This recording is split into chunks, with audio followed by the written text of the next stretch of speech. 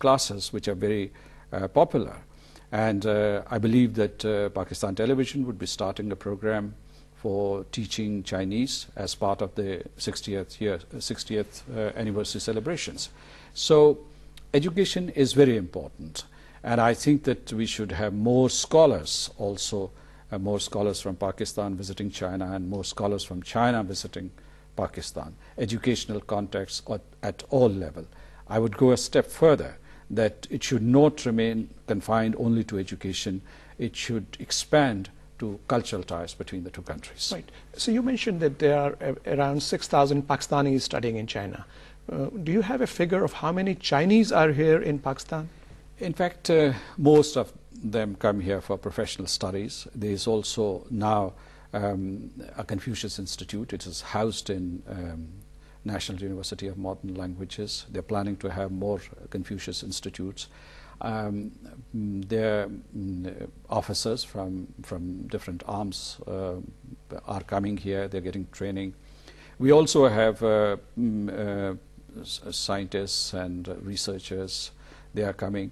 There are many people who are coming here to learn either education. They're coming for postgraduate students. I do not have an exact number, but I can tell you that Pakistan is a favored destination for the Chinese, particularly for young men and women. In fact, I was pleasantly surprised the other day, a visit to the Islamic University. I was told that there are Chinese students who are not only studying engineering and other subjects, but some of them are studying Islamic studies, theology, Islamic jurisprudence, and information technology. Absolutely. I mean, they are interested in these hardcore subjects.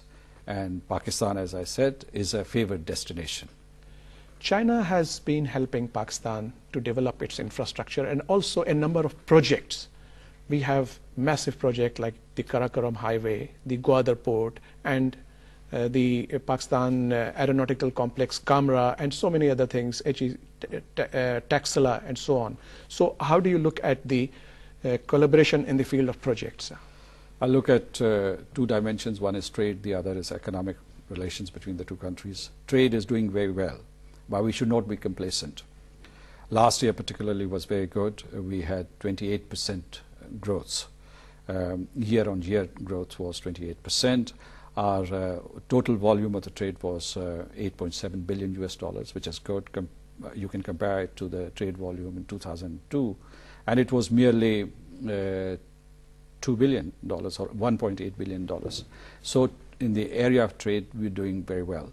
But while talking of trade, are you satisfied with the balance? We're trying to rectify that. We are not satisfied. It reduced last year. It still is a problem. Chinese government and corporations are conscious of that. We are taking several measures. We are encouraging many purchase missions to visit Pakistan. We're also encouraging our trade associations and traders to go to China and participate in different exhibitions and also trade fairs. We are also asking the Chinese government to give us unilateral tariff concession on 268 product lines, Pakistani product lines. So let me also tell you that we have a free trade commission between the two countries. It met recently, and it is going for second phase of negotiations for further liberalization of trade between Pakistan and China. So we're doing very well, but as I said, we should not be complacent. We should go to the next stage, because... If you could briefly touch upon some of the projects which we are doing. Projects, there are lots of projects. I think that in Pakistan, and I can tell you that 120 Chinese enterprises are right now working in Pakistan. There are 13,000 Chinese. 13,000? Yes, involved in these projects. And they're doing all sorts of projects. You have infrastructure projects, telecommunications, hydropower generation, all sorts of power generation. They've done port development. They have done road construction. You name any project, they are into electronics and so on. So any top brand in China has already been introduced in Pakistan also. When they went overseas, they first stopped in Pakistan, and they've done good business here. We also, let me tell you that we also have a 5-year program, 5-year plan for Pakistan-China economic cooperation. the first cycle of this program will conclude this year, and we are going to inaugurate the next cycle in 2012. Already we have identified, the two sides have identified 37 projects, and they cover many areas: health, education, telecommunications, also power generation, and railways. Many other projects are included in that. All these projects would be implemented step by step, systematically. So this is a very good mechanism. When Premier Wen Jiabao was here last year, it was a historic visit because the leadership on the two sides met. President Zardari has been going to China very frequently. Our Prime Minister Gilani has been there. So when they met in December last year, whatever they were preparing for, they brought it to fruition. They turned it into decisions. And there are many momentous decisions that they have already taken. For instance, one decision is that we shall constitute a new energy mechanism, a new energy cooperation mechanism. And we would put or make this new energy mechanism responsible for all sorts of energy projects, like conventional, renewable, and then nuclear energy. So, and then there are many other initiatives. I mean, I think that under this program, 5-year program, we will have agriculture technology demonstration zones here in Pakistan. We're also going to work on many projects, economic zones, for instance, which can benefit Chinese businesses and which can also benefit Pakistani financiers and business persons and common people. There was one aspect I wanted to ask you your opinion, sir. We see that Middle East is in a state of turmoil. In fact, there have been regime changes in Tunisia, in Egypt. Libya is under war. How the Chinese are looking at it, and what are their views? Well, I think that in China this discussion is going on. They are studying the situation very carefully, and one thing is becoming conventional wisdom, whether it is in China or in Pakistan, Middle East, or the United States, wherever you go, that you have to address the needs of the people. And you have to have people-centered systems, because today the global citizenry or a national citizenry through modern media is more interactive. There's quicker interface between citizens, and they think independently of the policies laid by the governments. But I can tell you that China feels very confident that they have a very stable, prosperous, developing nation, that they would continue to move on that path of development and participation that they have created there.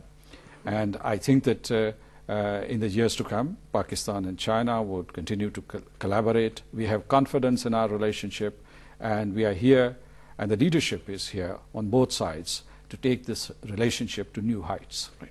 As a final question, sir, some people question this, the ordinary people who perhaps are not that well informed, that the relationship between China and Pakistan appears to be one-sided. We are always on the receiving end, whereas that is not true. Pakistan has also tried to maximize benefits to China, especially the days when it was isolated.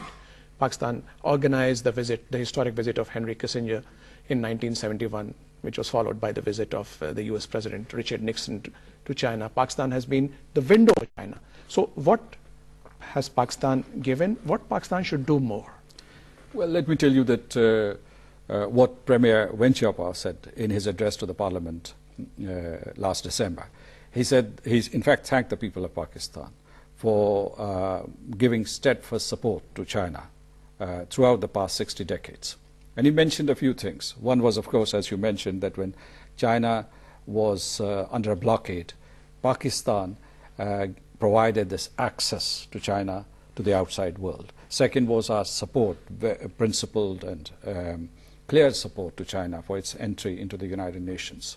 Third, of course, we worked for rapprochement between the United States and China.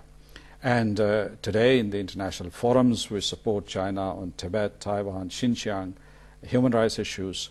We also are working closely in the international forums on other issues like Security Council reform, climate change. There are other subjects, energy security, for instance. But it is not one-sided. It cannot be one-sided. And China sees Pakistan as a very valued and precious ally. And the reason is that they also see us as a window to the Middle East and Southwest Asia, also Central Asia, because Pakistan is an important country in South Asia and is at the crossroads of many regions. We, in fact, are the hub in this extended neighborhood of China. And let me also tell you that China is moving towards West. When you look at Asia, and if you look at the eastern part of Asia, China has already been there, China has always been there, and China would continue to be there. But their challenge right now is to move towards the western part of Asia. And as they do that, Pakistan will continue to play a pivotal role in this regard. So viewers, we have seen that the ambassador has enlightened us with gems of information, especially about the depth of the relationship in various realms, in defense, in nuclear, civil, energy, as well as trade and education, and you name it. But the important thing is that 2011 is the year of our friendship, and it must be observed and celebrated as such to solidify this, because the 21st century was noted as the century for Asia, and China is not only a leader in Asia, but is slowly becoming a world leader. Its economy has already become #2, and in the next decade or so, it will become #1 in the world.